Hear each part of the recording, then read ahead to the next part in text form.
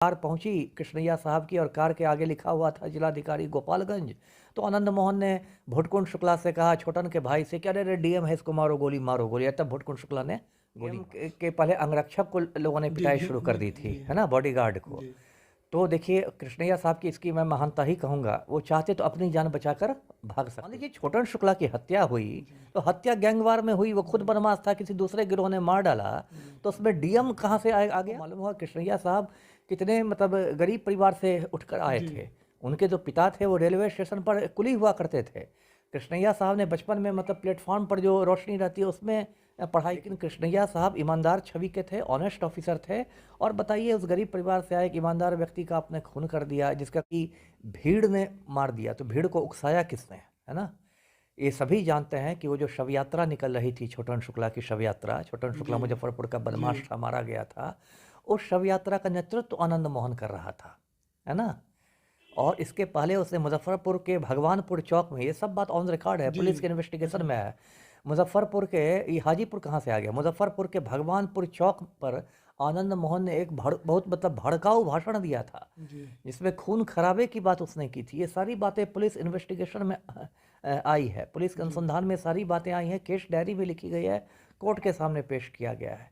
और चश्मदीदों ने इधर, तो आपने देखा होगा ये कृष्णैया साहब के ड्राइवर का भी जी बयान आया। इंटरव्यू बहुत वायरल हो रहा है। जी जो कृष्णैया साहब का ड्राइवर जी था, जो किसी तरह से जान बचाकर हाँ भागा था, सबकी बात में जो सारे चश्मदीद थे उस समय, जो प्रत्यक्षदर्शी थे, वो लोग कह रहे हैं कि जब कार पहुंची कृष्णैया साहब की और कार के आगे लिखा हुआ था जिलाधिकारी गोपालगंज, तो आनंद मोहन ने भुटकुंड शुक्ला से कहा छोटन के भाई से, क्या रे डीएम है, इसको मारो गोली।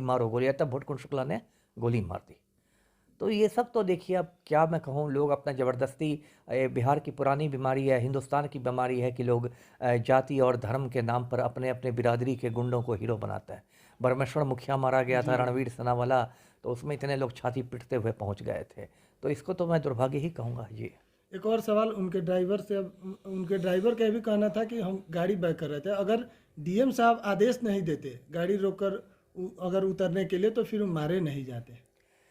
जी, वो जो बात जो आती है उसमें कि डीएम के पहले अंगरक्षक को लोगों ने जी पिटाई जी शुरू कर जी दी थी, जी है ना, बॉडीगार्ड को। जी तो देखिए कृष्णैया साहब की इसकी मैं महानता ही कहूँगा, वो चाहते तो अपनी जान बचाकर भाग सकते थे, जी है ना, अपना बॉडीगार्ड को छोड़ देते, जी भागते जान बचा के, जो एक आम आदमी करता। जी अपना जान तो सबको बहुत प्यारी होती है ना।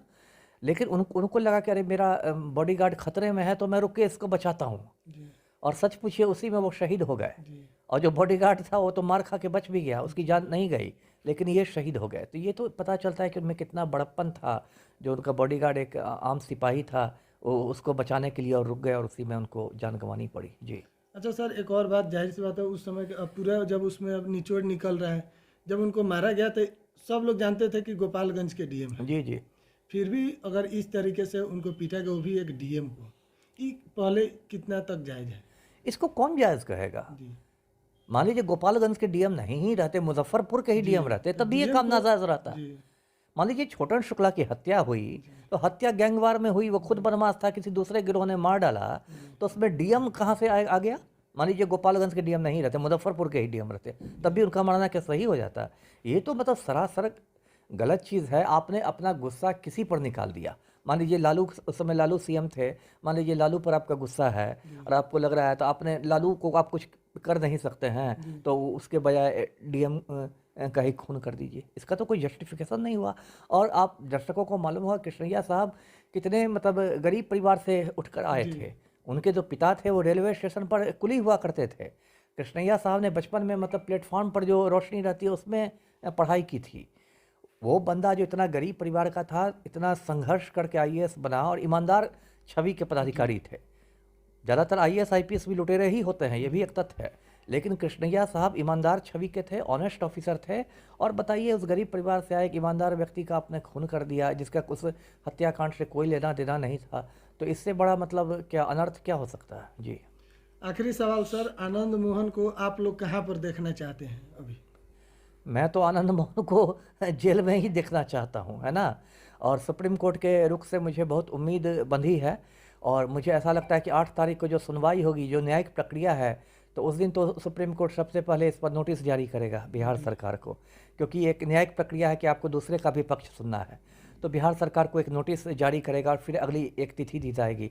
लेकिन मुझे लगता है ये मामला इतना मतलब हाईलाइटेड हो गया है, राष्ट्रीय स्तर का मुद्दा है कि 2 से 3 सुनवाई में इसको सुप्रीम कोर्ट निपटा देगा और आनंद मोहन को दोबारा जेल भेज देगा। चलिए जी, सर, बहुत बहुत धन्यवाद। आपका